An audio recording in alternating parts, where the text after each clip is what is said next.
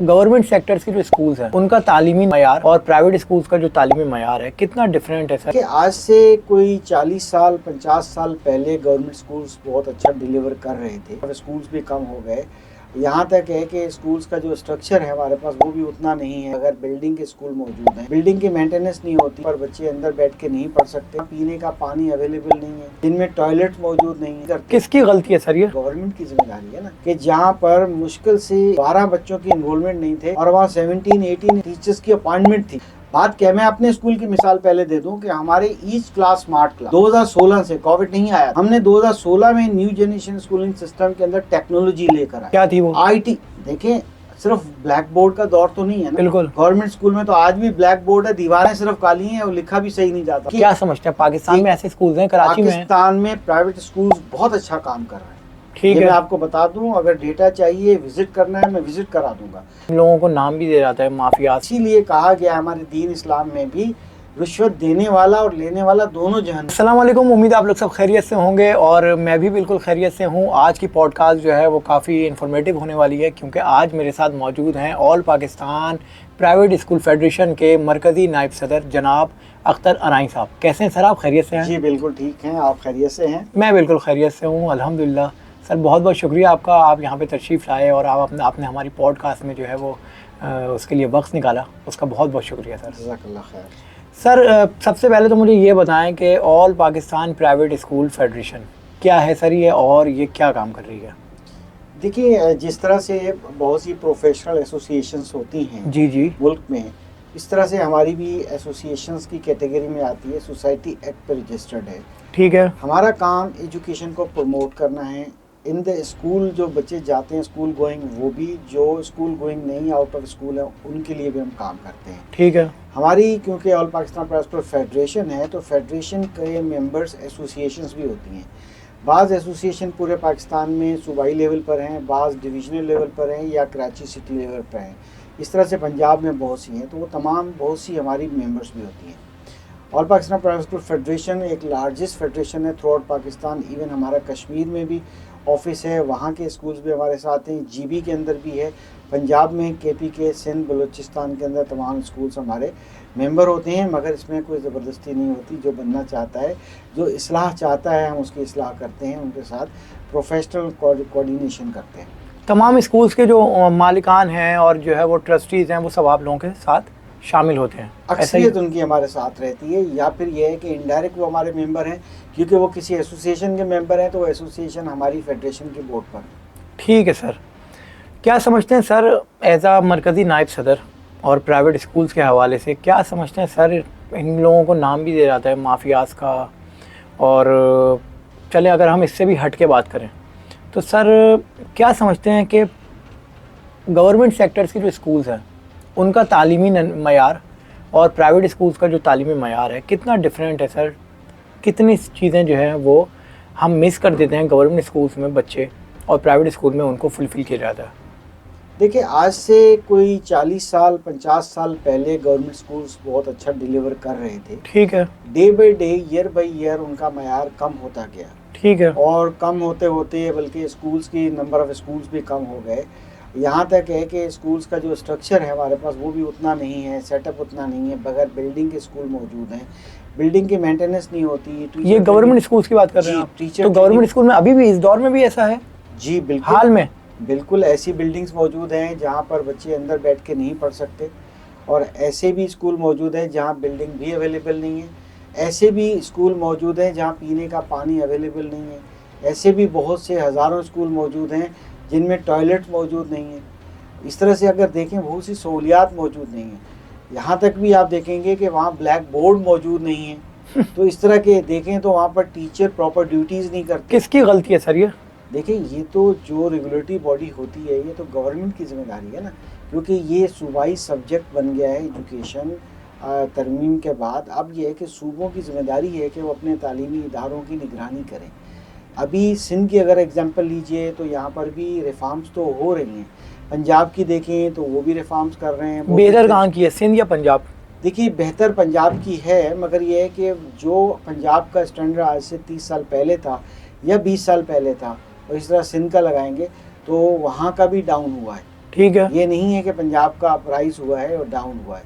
अब तो government schools जो हैं यूँ लगता है कि सूबाई हुकूमतें शायद नहीं चला पा रही।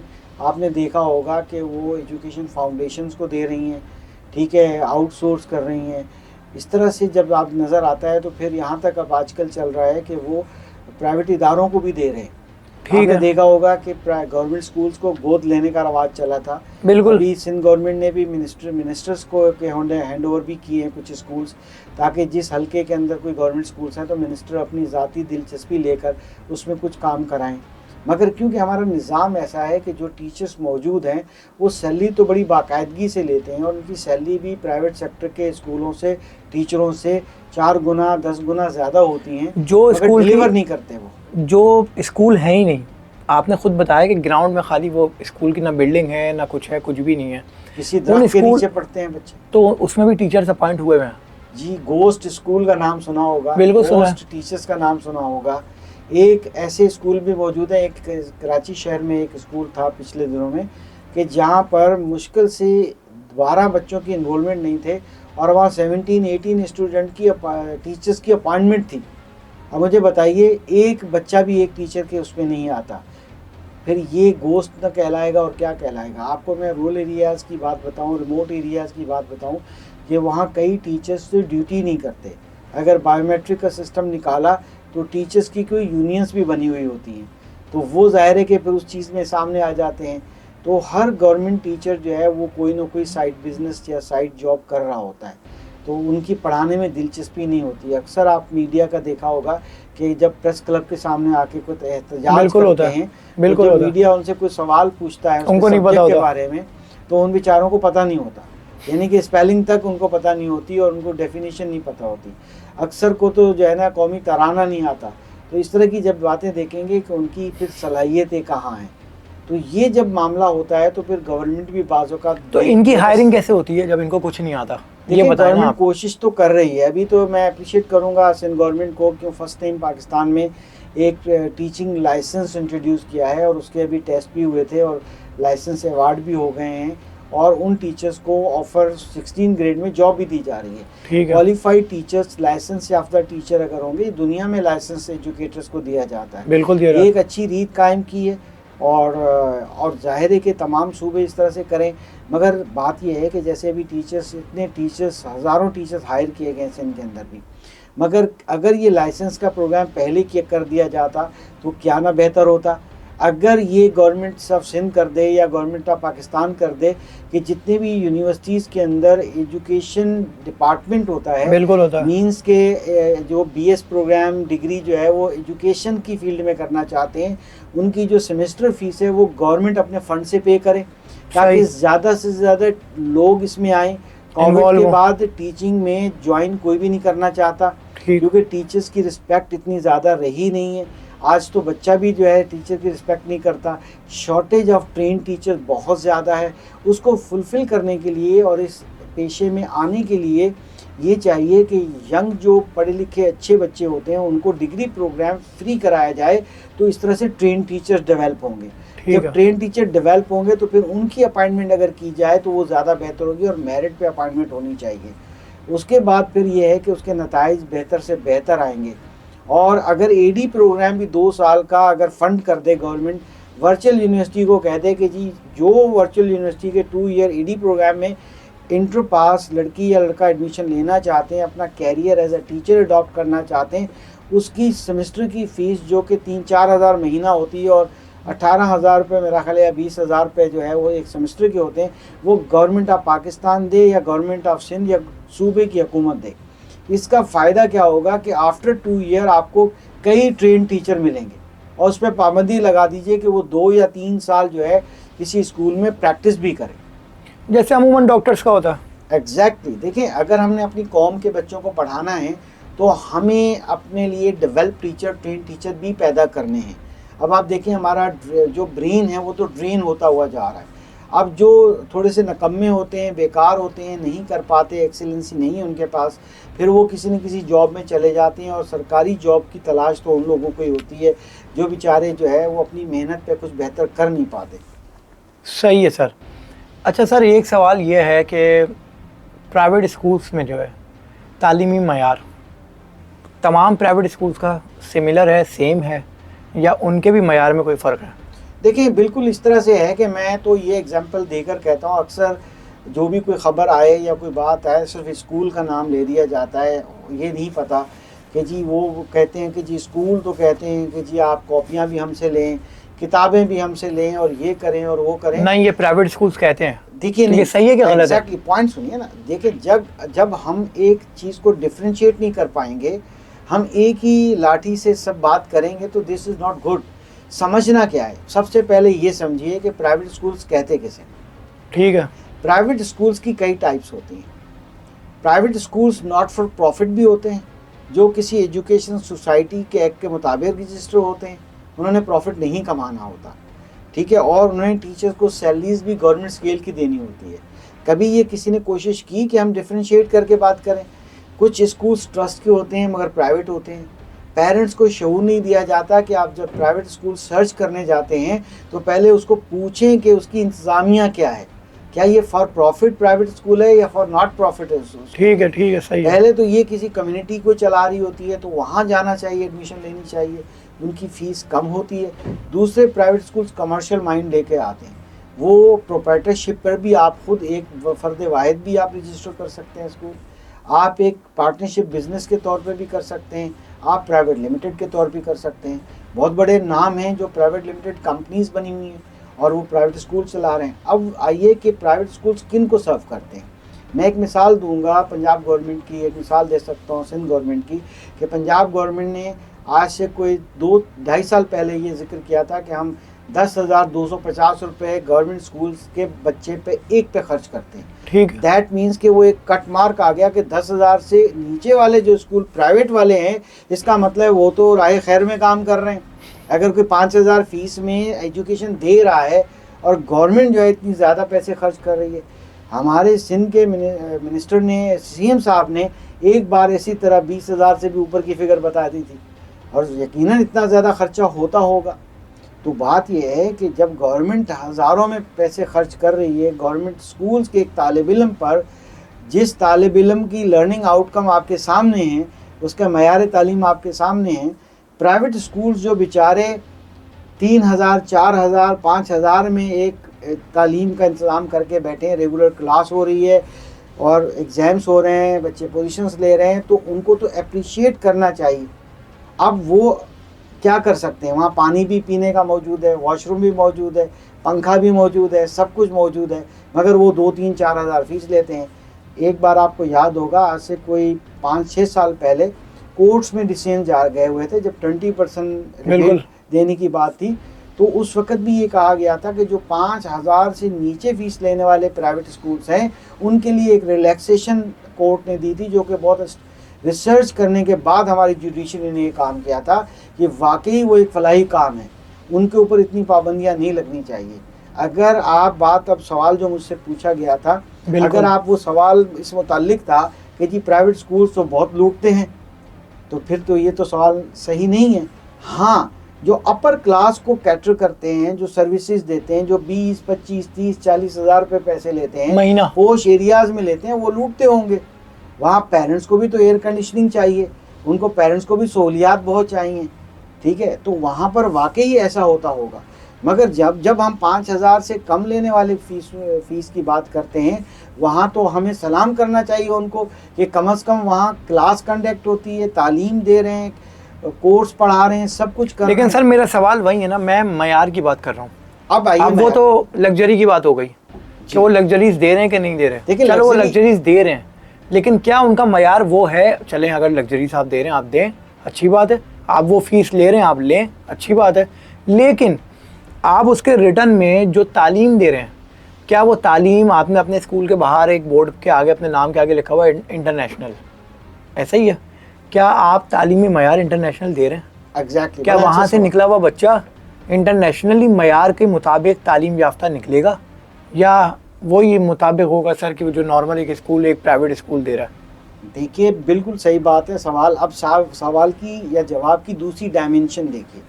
सबसे पहले इस बात की भी लिटरेसी होनी चाहिए आपके प्रोग्राम के तवज्जुह से कि पाकिस्तान में स्कूल एजुकेशन सिस्टम्स कौन कौन से हैं, पहले तो ये भी समझना चाहिए, एक एजुकेशन सिस्टम है, पहली क्लास से लेकर इंटरमीडिएट तक, उस स्कूल एजुकेशन का नाम है मैट्रिक सिस्टम।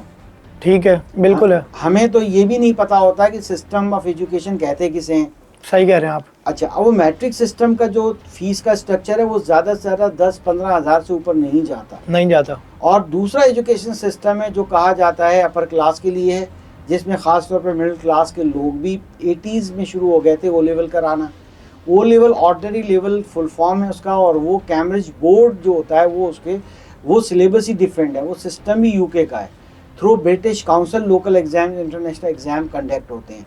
जो स्कूल कैम्ब्रिज सिस्टम के स्कूल्स होते हैं उनकी फ़ीस कभी भी 12-15 हज़ार से कम स्टार्ट नहीं होती, उनकी फ़ीस भी बड़ी स्टार्ट होती है। अब जब सिस्टम ऑफ एजुकेशन इसके अलावा भी मौजूद है, ये तो दो बड़े एजुकेशन सिस्टम हैं। अब आप जब मयार की बात करते हैं, जब कैम्ब्रिज सिस्टम की बात करेंगे, नो डाउट के क्योंकि उनकी असेसमेंट सिस्टम काफ़ी फेयर है, बड़ा अच्छा है, वहाँ कोई हैंकी बैंकी कोई दूसरे शॉर्टकट्स मौजूद नहीं है, तो उनकी लर्निंग आउटकम्स भी अच्छी होती है। तो अब आप कंपेयर करेंगे एप्पल को एप्पल के साथ, अब आप ऐसा तो नहीं है सोने को सोने के साथ कंपेयर कीजिए, एक कैटेगरी में तो कीजिए। तो अगर हम 2-4-5 हज़ार लेने वाले बच्चे के स्कूल से और फिर हम एक बड़े स्कूल की बात करें और फिर गवर्नमेंट स्कूल को कंपेयर करें तो देयर इज़ अ डिफरेंस। अब आते हैं हम लोग इस बात पे कि आपने बड़ा सवाल अच्छा किया है कि एक स्कूल के बाहर इंटरनेशनल लिखा हुआ है। वो इंटरनेशनल उसने तभी लिखा होगा कि वो इंटरनेशनल एजुकेशन सिस्टम को फॉलो करता होगा। इसका मतलब वो डिलीवर कर रहा है। एग्जैक्टली। अगर अब आइए ठीक है, आपने बात मिसाल दूं, अब एनईडी यूनिवर्सिटी में टेस्ट होते हैं, ठीक है, वहाँ पर अप्रॉक्सीमेटली 90% बच्चे एफएससी जो ए लेवल करके गए थे, इंटरनेशनल सिस्टम जिसको आप कह रहे हैं, उन्होंने सक्सीड हासिल की, वो पास कर गए, बहुत कम। सेकंड नंबर पे कौन आया? 74 या 5% पास किया फेडरल बोर्ड के बच्चों ने। ठीक है। इसी तरह से अगर आप परसेंटेज डाउन करेंगे तो सिंध के बोर्ड के 33%, 30%, 40% बच्चों ने पास आउट किया टेस्ट। मेरिट में आए नहीं आए, सीट मिली नहीं मिली, मगर पासिंग मार्क्स जो थे उसमें आ गए। तो इससे एक बात का पता चलता है कि मयार क्या है। इस तरह से अगर फेडरल बोर्ड की बात करें, उन्होंने कोई 74 या 75% के अप्रॉक्सीमेटली बच्चे पास आउट हो गए। और अगर आप कराची बोर्ड की बात करें तो वो भी 70-74 के लगभग बच्चों ने पास आउट किया, जबकि यहाँ पर जिन्होंने एप्लीकेशन दी थी वहाँ पर वो बी ग्रेडर बच्चे थे, ए ग्रेडर थे ही नहीं। फिर अंदरूनी सिंध के अंदर A1 ग्रेडर बच्चों ने ज़्यादातर जो है अप्लाई किया, और उनका हाल ये था, उनकी मयार ये था कि वो पास भी नहीं कर सके। बाज़ बोर्ड के 30%, बाज़ बोर्ड के 40%, बाज़ के 45% पास किए। फेडरल बोर्ड फिर भी थोड़ा बेहतर पास किया, उसका मयार थोड़ा बेहतर था। अब आपने कहा कि एक इंटरनेशनल एजुकेशन सिस्टम का मयार, जब एक बच्चा क्रिटिकल थिंकिंग पैदा होती है, क्रिएटिविटी होती है, काबिलियत नज़र आती है, एक मयार होता है एग्ज़ाम का, तो ज़ाहिर है कि वो तो रिज़ल्ट देगा। यहाँ पर एग्जामिनेशन होता कैसे है वो तो आपको पता ही है कैसे होता है, और कैसे अपीयर होते हैं बच्चे, किस तरह से चीटिंग कल्चर जो है वजूद में आया है, कि कैसे सिफारिश और पर्ची सिस्टम मौजूद है। और अगर कोई वहाँ पर हेल्प नहीं करता तो वहाँ पर जो है और बड़े प्रेशर्स बिल्डअप हो जाते हैं, सेंटर सुपरिटेंडेंट परेशान हो जाता है, बोर्ड में बड़े तरीके हैं। बात यह है कि सोसाइटी का भी कसूर है ना। अगर देखें डिमांड एंड सप्लाई की बात होती है, जब मेरा बच्चा अगर बीइंग अ पेरेंट मेरा बच्चा है वो लाड प्यार में मैंने बिगाड़ दिया, जब वो एडोलेसेंस एज में आया 6-7 के बाद, फिर अब वो पढ़ाई में दिलचस्पी नहीं है, वो सोशल मीडिया पे लगा हुआ है, टिकटॉक पे लगा हुआ है, किसी और चीज़ पे लगा हुआ है, अब उसकी इंटरेस्ट किसी और चीज़ की है। उसके बाद फिर मैं अपना बच्चा है, मैं क्या करूँ? अगर सख्ती करूँगा तो भाग जाएगा, कुछ और करना बैठे, फिर माँ की ममता जागती है। फिर एक वक्त आता है जो सोचते हैं कि इसको नकल नहीं करानी चाहिए, फिर कहते हैं बच्चे का कैरियर ख़राब होगा, अब चलो पैसा खर्च करते हैं और बोर्ड जाते हैं या कहीं सेंटर जाते हैं और इसके जो है ना मार्क्स ख़रीद लेते हैं। जब डिमांड एंड सप्लाई होगी, आपने देखा होगा कि बोर्ड के बाहर लोगों की रश होती है, एग्जामिनेशन सिस्टम के बाहर लोगों की फैसिलिटेटर की रश लगी होती है। जब पेरेंट्स खुद नकल कराना चाहें, खुद नंबर बढ़वाना चाहें, खुद पैसे से ख़रीदना चाहें, तो बेचने वाले तो पैदा हो ही जाएंगे, तो बिल्कुल करने वाले सप्लाई करने वाले तो होंगे। तो सप्लाई तो रोकना किसको चाहिए? डिमांड्स वालों को रोकना चाहिए या सप्लाई वालों को? देखिए, सबसे पहले तो कंज्यूमर की बात है ना। देखिए, अगर सपोज एक चाइना की बहुत पुरानी, लेकिन सर कंज्यूमर वहीं से क्रिएट हो रहा है ना, वहीं से बन रहा है जब उसको ये पता है कि ये सप्लाई करने वाला है।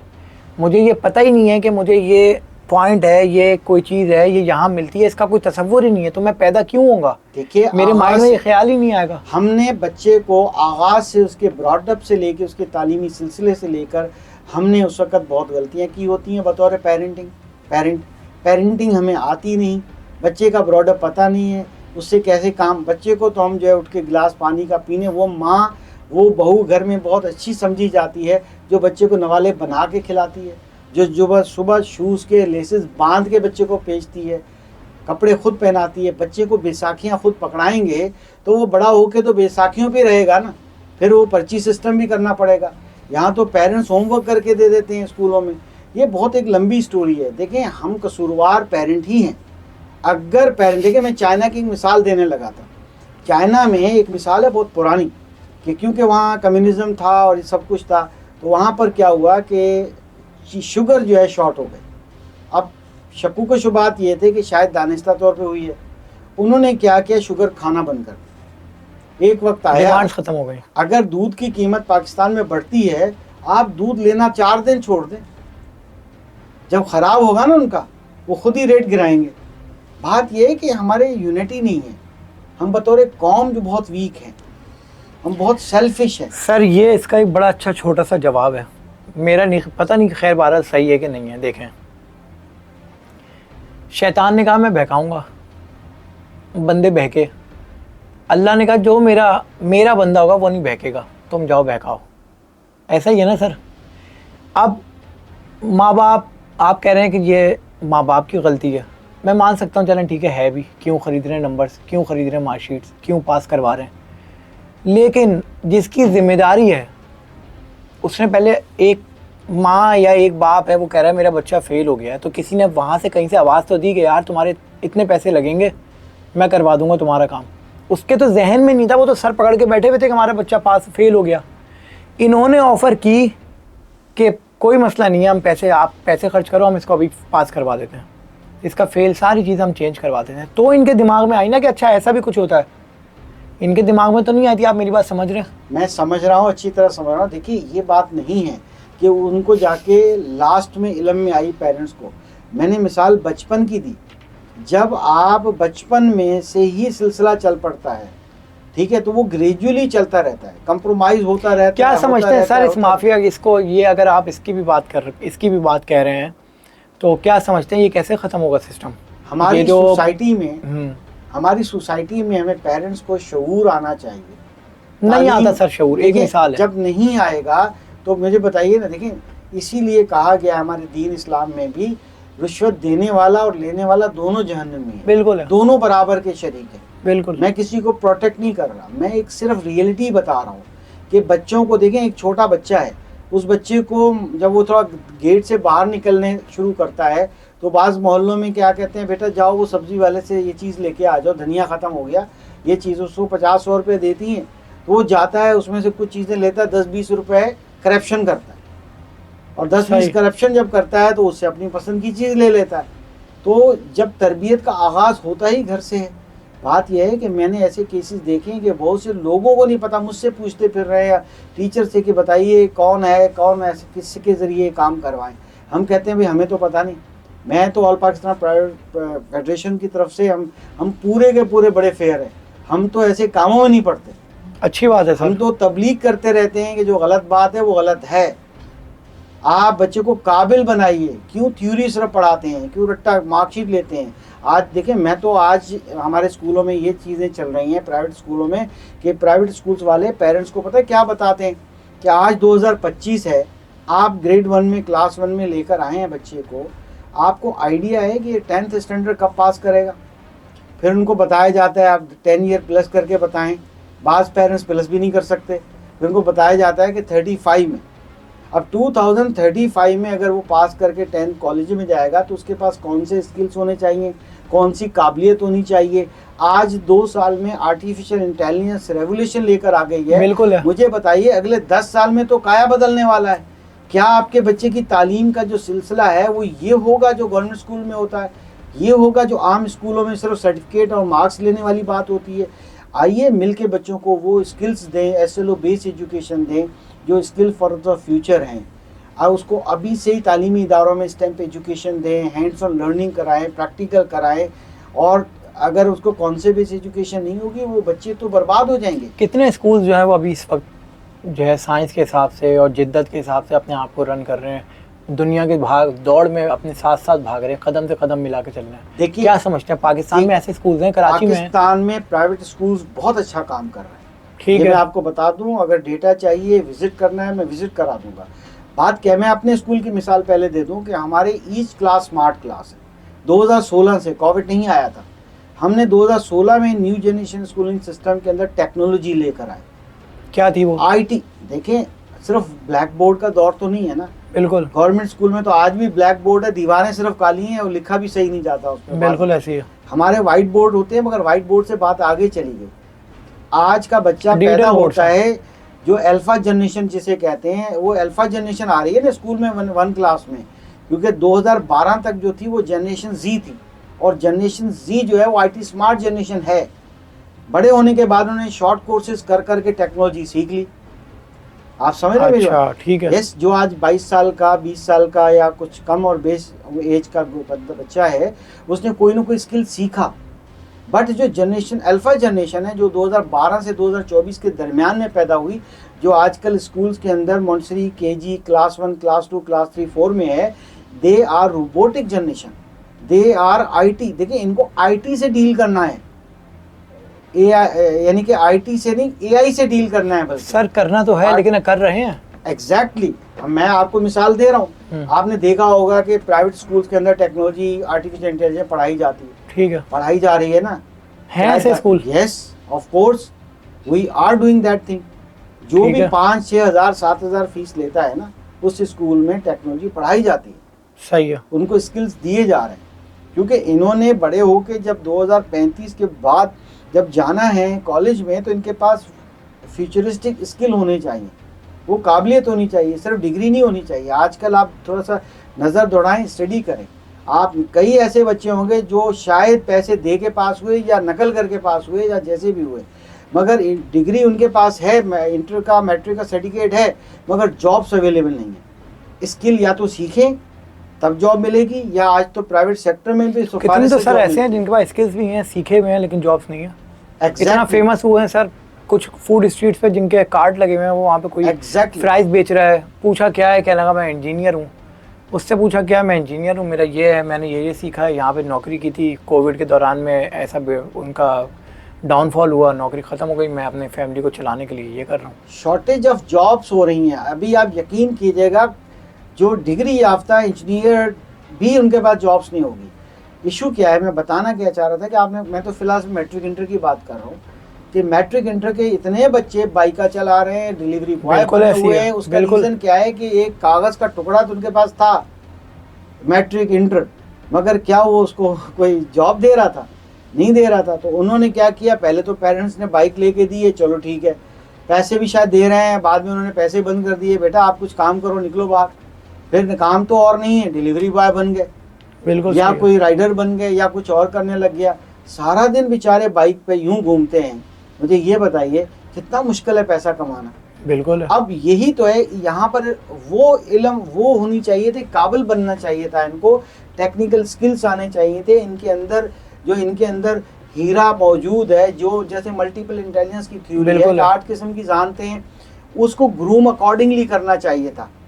मगर हम कभी अपनी यहाँ कैरियर काउंसलिंग नहीं होती हमारे पास, पेरेंट को आइडिया ही नहीं होता कि मेरे बच्चे के अंदर कौन सी क्वालिटीज़ हैं, मुझे उसके लिए मैं इसको फैसिलिटी। अगर पेरेंट्स को आइडिया नहीं है सर, तो इतनी फीस अगर ये प्राइवेट स्कूल्स वाले ले रहे हैं, चले नहीं ले रहे, मैं उसकी बात क्रिटिसाइज नहीं कर रहा मैं, सर इनका हक नहीं बनता या इनका फ़र्ज़ नहीं बनता टीचर्स का कि ये बच्चों के लिए काउंसलिंग के लिए काम करें?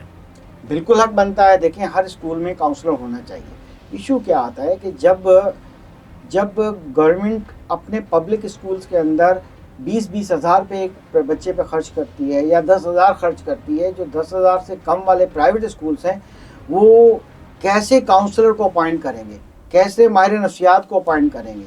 उनकी बजट बड़ी लिमिटेड है। वो अगर किसी टीचर को ही अपॉइंट करके कम से कम एजुकेशन दे दें तो वही बड़ी बात है।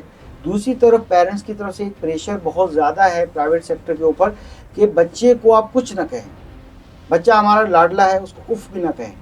मारने जब की हद बच्चे तक का मैंने सुना है देखिए, कि वो तो मारने ठीक पीटने है, को मना किया हुआ है। मगर बहुत सी मिसकम्युनिकेशंस होते हैं, बाज़ औक़ात सख्ती की जाती है तो बच्चे काम नहीं कर पाते, बहुत से मामलात होते हैं। उसमें मैं ये नहीं कह रहा कि पेरेंट्स की गलती है, बच्चों की गलती है या टीचर की है।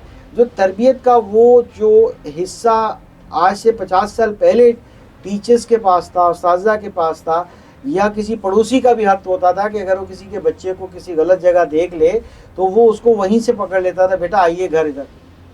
आज का ऐसा होता है, पड़ोसी क्या, चचा कुछ नहीं कह सकता, बाप आज कुछ का नहीं कह टीचर सकता। कुछ नहीं कह सकता, आज तो बेचारा वालिद कुछ नहीं कह सकता, क्योंकि वहाँ पर भी पेरेंटिंग डिफरेंस है कि मदर जो है वो डिफरेंट तरीके से कम्युनिकेशन करती है, फादर किसी और तरीके से करता है।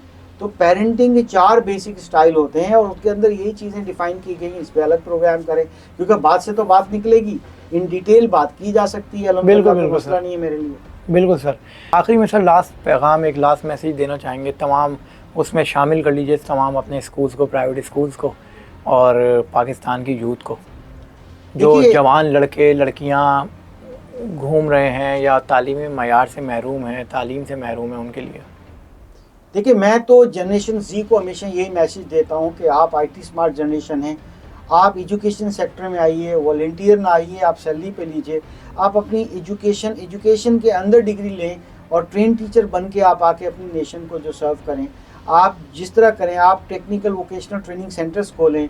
आप हम तो ये चाहते हैं कि हम आपको स्कूल देने को तैयार हैं। आफ्टरनून में all Pakistan private school federation अपनी बिल्डिंग को फ्री ऑफ कॉस्ट उन नौजवानों को देने के लिए तैयार है कि आइए आफ्टरनून में आप क्लासेस कंडक्ट करें, फ्री क्लासेस कंडक्ट करें। ठीक है, सिर्फ यूटिलिटीज़ का कुछ पेमेंट का सिस्टम निकाल देंगे, बाकी हमारी कंप्यूटर लैब यूज़ कीजिए, आप उसको कोडिंग सिखाइए, आप उसको सॉफ्टवेयर सिखाइए, वेबसाइट डेवलपमेंट सिखाइए, या जितने भी AI सिखाइए, आप जो सिखा सकते हैं हमारे कौम के बच्चों को सिखाइए। और ये कौम के बच्चे कौन से हैं? ये कौम के वो बच्चे हैं जो अल्फ़ा जनरेशन है, ये कौम के वो बच्चे हैं जिनके हाथ में हमारे पाकिस्तान का फ्यूचर है। अगर इनको हम स्किलफुल नहीं बनाएंगे, इनकी तरबियत नहीं करेंगे, इनको रोटी कमाना नहीं सिखाएंगे, अगर इनको भिखारी बना देंगे तो ये भिखारी हमारे बढ़ जाएंगे। और ये 2.5 करोड़ से ज़्यादा, जो 2 करोड़ 62 लाख से भी ज़्यादा बच्चे आउट ऑफ स्कूल हैं, ये बच्चे इतने ख़ानदान बन जाएंगे 10-12 साल के बाद, और फिर इतने ख़ानदान के फिर इतने बच्चे होंगे तो पाकिस्तान बैकवर्ड जाएगा। तो आइए मिल के हम पाकिस्तान का फ्यूचर सोचें, अपने मुल्क को सर्व करें, बाहर मत जाएं, बाहर जाने का मत सोचें। बहुत शुक्रिया सर आपके यहाँ पे आने का और एक पैगाम देने का। उम्मीद है कि आप लोगों को ये पॉडकास्ट अच्छी लगी होगी। और live long Pakistan, cure Pakistan. Thank you. मज़ीद वीडियोस और पॉडकास्ट देखने के लिए हमारा YouTube चैनल सब्सक्राइब करें। Cure Pakistan, live long Pakistan.